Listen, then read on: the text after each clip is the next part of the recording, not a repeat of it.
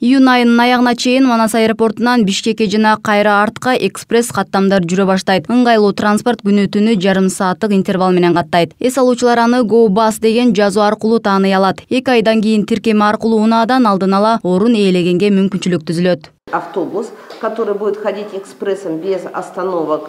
Ал автобустар Аба майдандан шаарга чейин белгиленген убакыт аралыгында катташат. Орточо эсеп менен баасы 150 сом болот. Ошондой эле бул бренд менен Бишкектен Караколго чоң автобустарды чыгаруу пландалууда. Алар күн сайын бир нече каттамдарды аткарышат. Өлкөдө ар кандай узундуктагы жана татаалдыктагы көптөгөн популярдуу туристтик маршруттар бар. Алар туристтер үчүн иштелип чыккан. Коноктор жолдон дагы кандай кызыктуу орундар чыгаарын дайыма элестете беришпейт. Эми маршруттук каттамдагы маалымат стендтерин, белгилерди орнотуу, эс алып көрүнүштөрдөн рахат ала турган көрүүчү аянтчаларын уюштуруу пландалууда. Маршруттун башталышына урналар коюлуп, шарт түзүлүп, тоскоолдуктарга көңүл бурулат.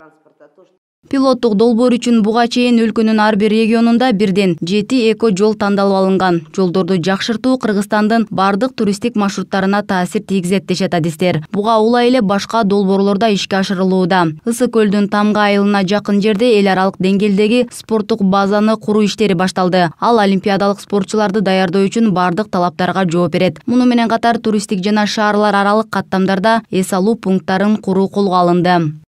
Туура респойнтторду курушубуз керек. Ошо респойнттор деген бул коомдук ажаткана болгону менен ал жерде дагы сатууга мүмкүнчүлүк дүкөнчө болот, туристтик борбор болот. Ошол жерде силердин гаджеттериңерди электр тогу менен толуктап алсаңар болот.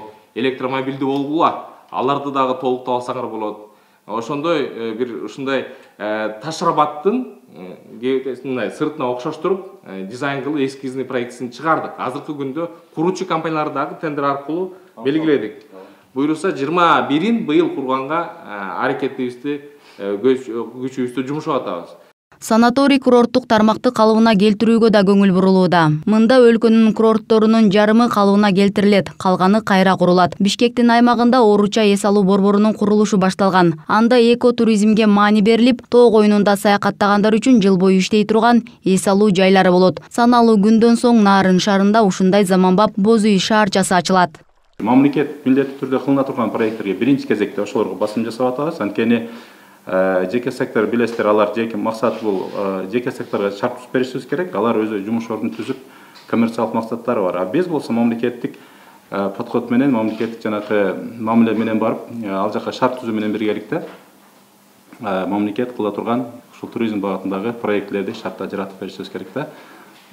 Эл аралык чөйрө менен биргеликте эле ошол эң алыста эч ким барбай турган айылдарга чейин жетип, ошол жергиликтүү элдин дагы суроо талаптарын угуп, ошого жараша өзүнүн концепцияны, аналитиканы, жакшы бир сунуштарды чыгарып атабыз да. Бир айдын ичинде боло турган ушундай жумуштар. Кийинки милдет бул өлкөгө келген чет элдик жарандарды каттоону жөнөкөйлөтүү. Азыркы тапта санариптик өнүктүрүү министрлиги менен биргеликте каттоону онлайн режимде жүзөгө ашыруу боюнча иштер аткарылууда.